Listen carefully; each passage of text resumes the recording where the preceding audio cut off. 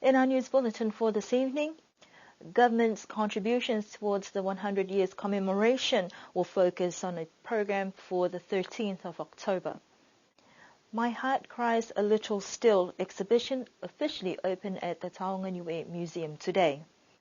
Work to develop the New Zealand-funded Memorial Information Storyboard is underway to be completed in time for the 100 years commemoration next week. The beauty pageant in New Zealand has crowned the new Miss Niue Aotearoa that was held over the weekend. Avasales pre-show day fishing competition attracted up to 60 canoe fishermen. Niue is in full swing with preparations for the centenary commemorations for those Niuean soldiers who signed up to serve in the First World War.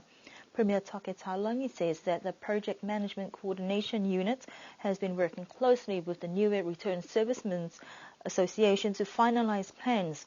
But government's main focus will be for the service that will be held on Tuesday, the 13th of October. That will mark the exact day that the soldiers left back in 1915. The formal church service will be held at the Alofi Ecclesia Church, and this will also be slightly different with the readings of scripted pieces of information before unveiling of the cenotaph gifted by New Zealand and another memorial plaque sourced by the Niue RSA. Amongst honorary guests that have been confirmed to attend will be the New Zealand Minister, Honourable Murray Macaulay, as well as official representatives from Australia and the United Kingdom. It's important for these people to come and be part of this because we went at their request to be part of the World War I effort. And for some reason, our people have been, as I see it, neglected. So this is an occasion where we can remember and remind people that yes, we volunteered, yes, we volunteered men, yes, we volunteered money, and yes, we volunteered food as part of what we agreed to when we decided to agree to go to war, and the volunteers of 150 men who went.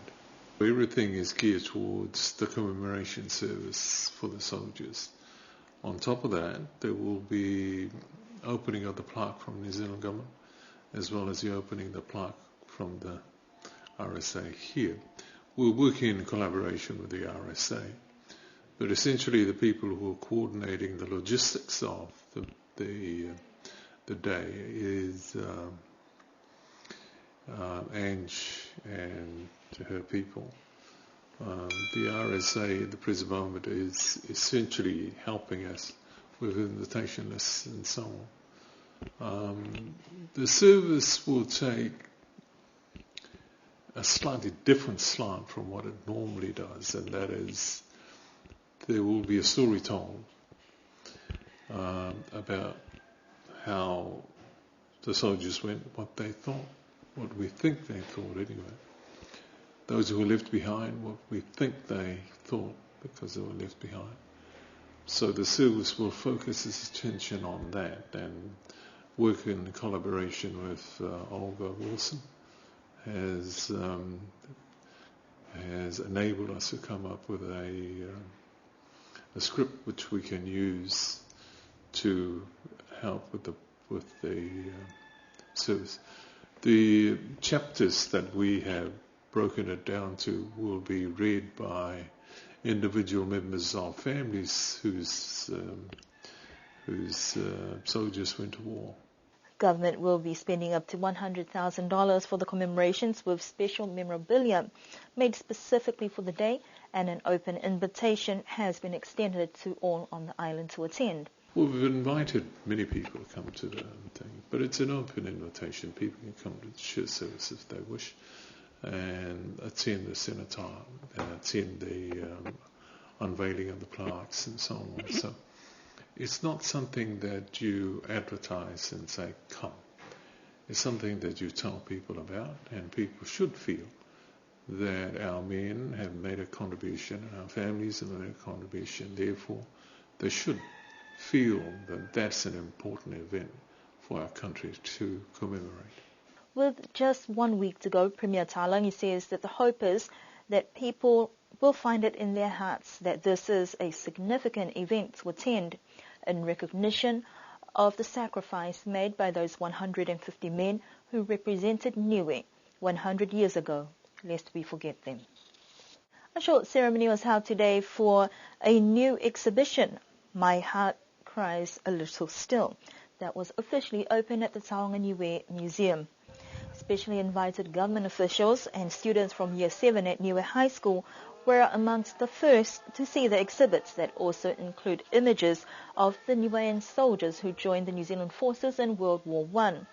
Director of Taonga Niue, Moira Enetama, said that some of the artefacts displayed were showcased in an exhibition at the museum in Huanaki in 2001 that marked 100 years of association between Niue and New Zealand. However, after the devastation of Cyclone Hata in 2004, most of the artifacts were lost and only about 10% were recovered, and that has been curated by the museum staff. Students appeared excited and were chattering as they filed through the exhibition area that took up half of the building, with photographs, even a soldier's uniform and rifle, as well as other documented pieces. The exhibition is now open to the public, and students were also encouraged to visit the museum when they felt like it, considering its close proximity to the school. Niue's contribution to the First World War in the early part of the last century has once again been recognised by the New Zealand government. The New Zealand High Commissioner here in Niue has contributed to the upcoming 100-year commemoration on the 13th of October with the placement of a rock adjacent to the Alofi Ecclesia Church in town to emphasise the importance of where the men left Niue shores on a few months' voyage to the warfront in Europe.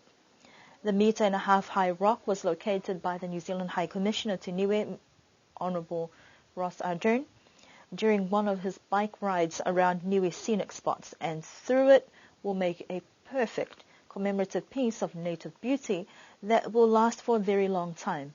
A moving tribute on behalf of the New Zealand administration to the 150 natives who gave up the luxury of Niue's isolation from the dangers of wars and left their families behind to help their allies. When we came up with the concept of perhaps giving a gift to Niue in recognition of the service of the 150 men that left these shores in 1915, I thought that perhaps a rock with a plaque and a storyboard would be something that would be quite suitable. When you look around the island, there are many plaques with names on them, but when tourists come here, do they actually know about what these 150 men did? Do they know about where they went to and what they achieved? And this is my objective here, is to tell the story to the people that come to Niue as visitors, and Niueans who don't know the story, a little bit more about it.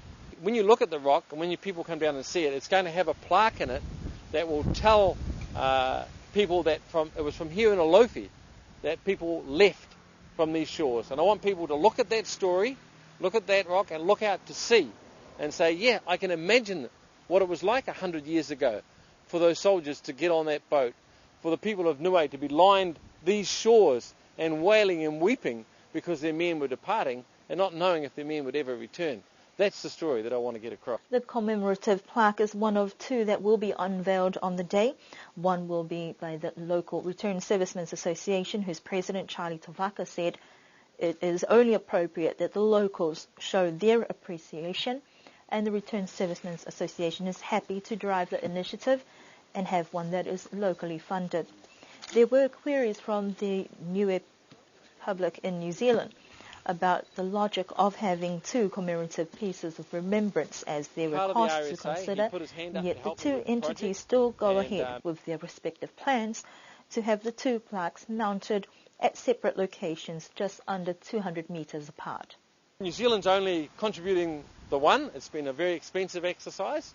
I understand that the Niue RSA have made their own determination to also have a plaque of some description.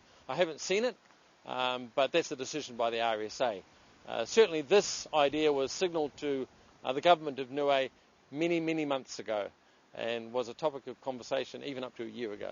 The plaque will also serve as an information storyboard that will be unveiled on Tuesday, the 13th of October. Grace Turner was crowned Miss Niue Aotearoa 2015 at the weekend in a beauty pageant held at the Waipuna Lodge in Auckland. The New Zealand-born 20-year-old Auckland University student who hails from the villages of Hakupu and Tamutonga was one of the 4 contestants who went through weeks of preparations for the one night on the stage in front of the packed audience and the judges who had the last say about who walked away with 2015 Miss Niue Aotearoa crown.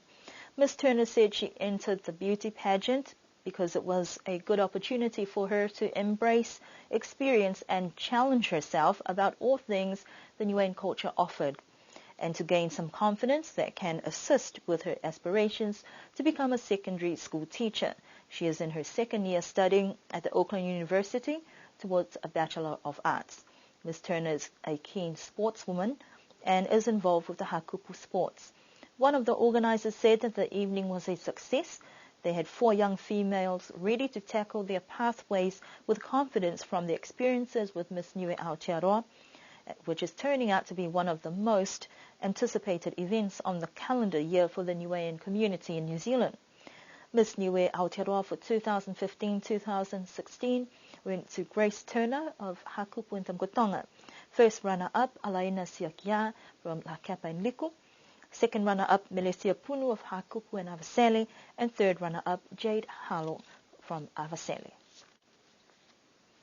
Avaseli Onionepata had a great turnout for the annual Village Marine Day over the weekend, with over 60 traditional canoes and almost 10 boats out at sea, and a majority of the local folk out and about collecting fish off the reef. The Marine Day began at the early hours of the morning for the boats, vakas, and also for those fishing off the reef.